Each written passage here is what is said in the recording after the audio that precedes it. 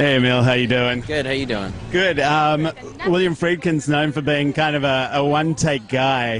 How's that, how was that experience out of the gate? I personally loved it, because you got to go home early and you got to feel like whatever you do, it's going to be on screen. So there's something kind of nice about you have more control over your performance than you might imagine, because you go, well, if I do this, it'll definitely be in the movie. You've been traveling with the film for a while now, Venice and Toronto and Austin. Is it cool? Do you actually sit and watch the film with all different audiences from different places? We saw it in Austin recently, and I watched it there at the South by Southwest, and that was interesting to see the whole audience just shuddering.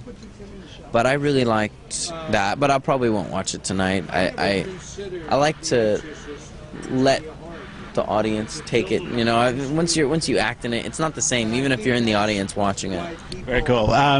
Do you actually get to see a city when you're out doing these sorts of things, or is it all about the work? No, I mean, it just depends how quick you're in town for, or something like that. Yeah. Talk about the difference of what makes Billy Friedkin different from like Gus Van Sant and Oliver Stone and all those kind of guys. What makes him his own man?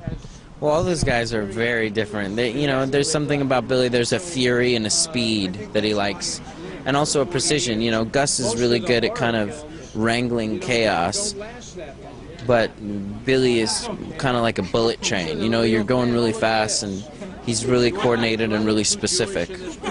Is it different hanging out with them after the film's made, and there's like you don't have to be holding onto your character or talking about plot lines and things like that? No, not too different. He's always been really genial and fun and full of stories, and I'm really happy to support him. And just finally, obviously, Matthew McConaughey is also kind of coming up this year with some unusual roles for him.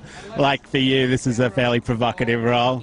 How was it? Like, how was that experience? Like, both of you guys kind of having these sort of edgy characters, did that change the dynamic on set? I think we both kind of relished the opportunity, and I think Matthew was really dedicated to the role, really serious about giving just a top-notch performance. And he really did, and it shows.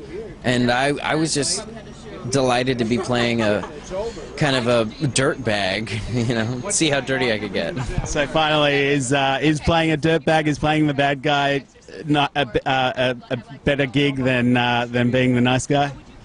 I don't know about better. There's something about it which is funnier sometimes, Although I wouldn't necessarily say my performance is funny, but there is something strange about it. There's definitely some humor to this film that some people might find unexpected. By the end, my character is barely walking anywhere, so... a dirty role. There's something funny about it. Thanks, Emile. Appreciate it. Thank you. See you guys.